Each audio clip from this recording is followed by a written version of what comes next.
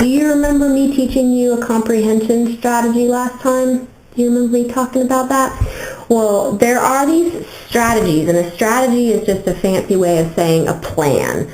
Like if you're reading along and you want to understand what you're reading better, you can use one of these plans or strategies. And one of them is called synthesizing, and it's just an easy way to make a connection. Do your teachers ever talk about that? Like when you read that you're supposed to make a connection, or like think about something that happened to you that reminds you of the story? And does that ring a bell? Okay. Well, anyway, synthesizing is, and these are the words, you take what's in the book and you add what's in your brain, you put them all together, and something new you gain. Can you read it with me? You take what's in the book and you add what's in your brain, you put them all together, and something new you gain. Good. Okay, so there's some movements that go with it that will help you get this meaning into your mind and make it stick, and it's like this. You take what's in the book and you add, so you make a plus sign, you add what's in your brain, you put them all together, and something new you gain. Okay, basically what that means, what that tells me is that you are reading a book and you look at something or think about something that happened in the book and you wonder to yourself, has that ever happened to me? Do I know of something in my past that happened that's similar to that I can connect to? And then you put those two things together and it can help you better understand one of the characters perhaps in the book. So will you try it with me? You take what's in the book and you add what's in your brain, put them all together, and something new you gain. Good. Does that make sense to you? Okay.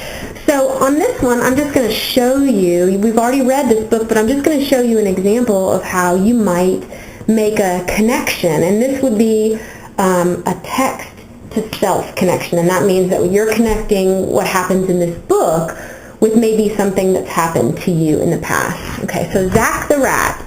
Zach is a rat. Zach sat on a can. The ants ran to the jam. So I see all these ants on the page and how they're running and they're trying to eat the jam, and I think to myself, have I ever had an experience like that where I've had an insect of some sort that comes either on me or in my house?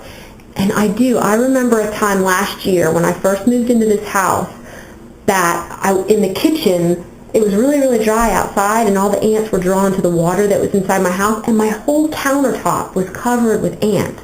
And I remember walking into the kitchen and seeing them and being like, ew, they're all over my counter. You know, it like really kind of grossed me out. And so what I did there was I took what was in the book, which is the ants that are on the page, and I connected it with something that I know that happened to me with the ants in my house, and it helped me when we say something new you gain. Like now I can look at his face even and I can think, I know how he feels, because he is probably really grossed out that all those stinking ants are getting ready to crawl all over him.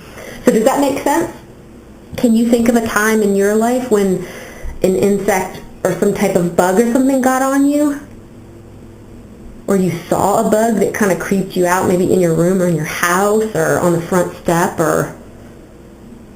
On the front step. Do you remember what kind of bug it was, just out of curiosity? It was a caterpillar with spikes on it. A caterpillar with spikes on it. So how did you feel about that? Scared. Yeah, it's like you look at it and you're like, oh my gosh, that thing could sting me or bite me or something. So, and I don't always feel that way, because sometimes I see insects and I'm like, ooh, that's cool. But when they were in my kitchen, I was kind of a little freaked out by them. Okay.